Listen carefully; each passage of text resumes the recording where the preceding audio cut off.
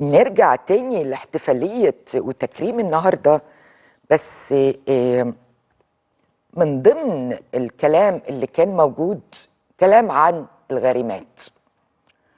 وأنا الحقيقة يعني ليا جملة أو ليا كلمة عايزة أقولها. برجو من كل بنت ومن كل شاب، أرجوكم، أبوكم وأمكم بيمضوا على كمبيالات عشان يجهزوكوا او عشان يجيبوا لكم حاجات. صدقوني هي مع الوقت بتبوظ وبتتغير وبتحتاج تتغير تاني و محدش بيدخل بيت ولا بيتجوز وهو يعني كافي مستكفي من كل حاجه.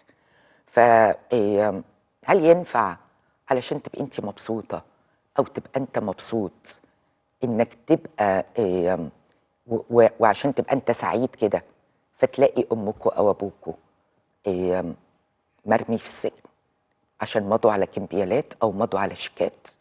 هل ده يخليك سعيد او يخليكي سعيده؟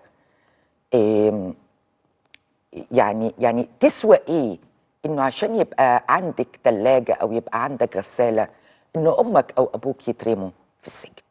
ارجوكوا عيشوا على قدكوا وربنا هيبارك بالرضا. والله ربنا هيبارك بالرضا، لكن ما فيش حاجه تسوى انه انا اخلي امي او ابويا يترموا في السجن ويبقوا من الغارمين او من الغارمات.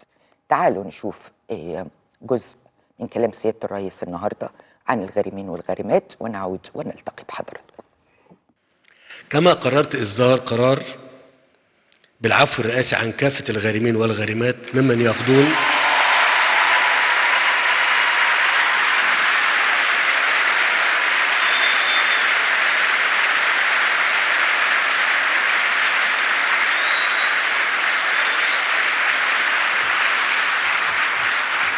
يقضون عقوبات بمراكز الإصلاح والتأهيل والإفراج عنهم قبل حلول شهر رمضان المعظم. والحقيقة صحيح السيد وزير الداخلية كنت بتكلم معاه فقال لي خرجوا النهاردة بمعززين مكرمين.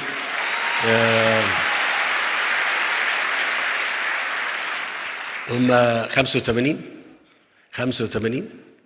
85 غارمة وحتى الغارمين.